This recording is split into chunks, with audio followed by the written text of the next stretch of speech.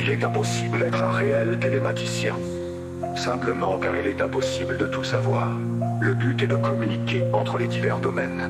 Chaque domaine a son vocabulaire. Selon la tête du client, le télématicien doit convertir. Je parle d'un projet électrique. Ce projet ajoute un nouvel élément au tableau des résistances.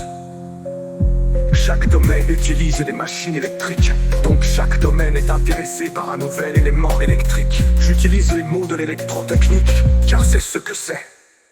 Comme vous le voyez, je tape aussi dans les formules. Là c'est plutôt pour les matheux. Le problème est que je trouve que ce projet est totalement magnifique. Il regarde la nature. Dans le domaine de l'électricité, il reste des choses à découvrir. La réalité de l'effet capacitif de la nature. Et vous le savez, l'origine de la gravité demande à être découverte.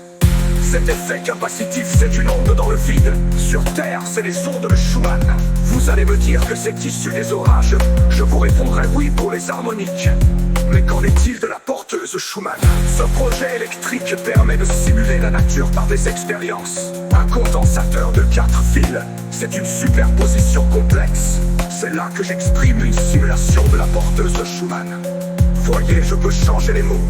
Je présente diverses formes. C'est une modélisation de la pédance. Z, ça fait des couplages dans la matière. Les couplages savent faire des effets. Regarde le cône, je parle d'un autre effet électrique. Une cinématique, une onde de surface. La base du cône simule l'origine de la gravité. Je termine la présentation de ce projet avec cette forme complexe. Elle imbrique deux cônes l'un dans l'autre. Les deux logiques sont alors l'une à côté de l'autre. Comme si Schumann et la gravité étaient liés. C'est d'ailleurs ma question finale. Je demande, existe une interaction entre la tension U du vide et la cinématique H sur cette base? Si je mets les mots interdits de la réalité, existe-t-il une interaction entre Schumann et la gravité? Voyez, ceci est la thématique. Change les mots selon la tête du client.